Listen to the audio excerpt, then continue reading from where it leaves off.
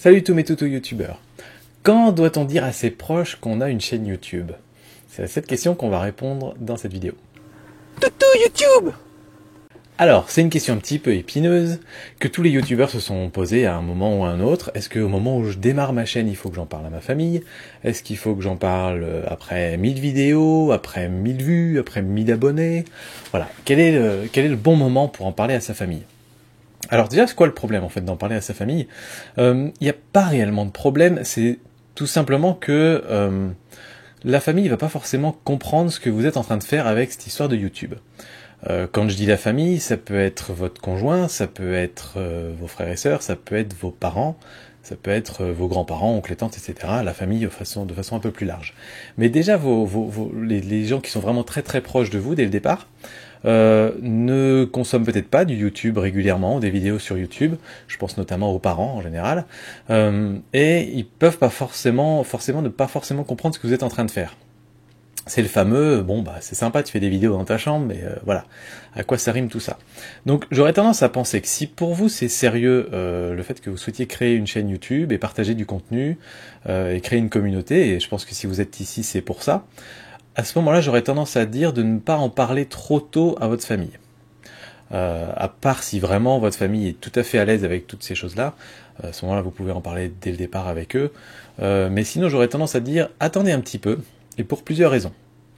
La première raison, c'est attendez d'avoir quelque chose à montrer à votre famille.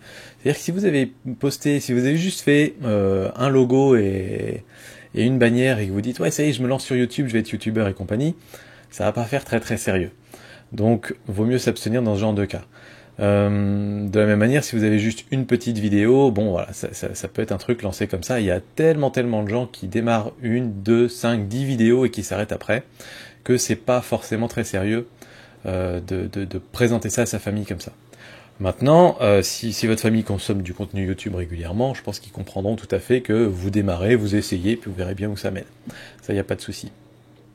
Donc j'aurais tendance à dire, attendez que vous soyez vous-même confortable avec l'idée de vous désigner vous-même en tant que youtubeur.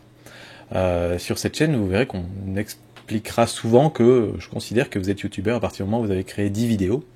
Parce que créer 10 vidéos, ça veut dire qu'on a déjà trouvé 10 idées différentes sur un même thème, qu'on aura commencé à s'affiner un petit peu, qu'on aura commencé à savoir si on aime faire ça ou pas, qu'on aura commencé à avoir des retours des personnes qui regardent les vidéos, etc. Donc je pense que 10 vidéos est un bon minimum pour se considérer déjà youtubeur.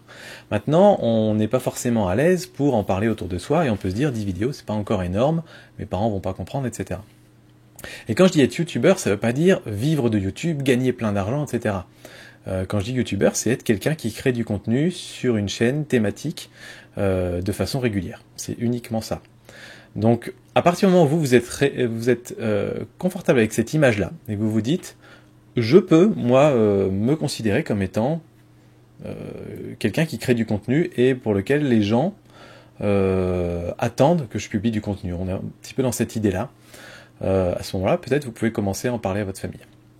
Moi, personnellement, j'ai fait quasiment la politique de l'autruche, c'est-à-dire que sur ma chaîne Mon Petit Réflexe, j'ai démarré sans en parler à personne, ni amis, ni famille. Je voulais absolument justement avoir des retours de parfaits inconnus.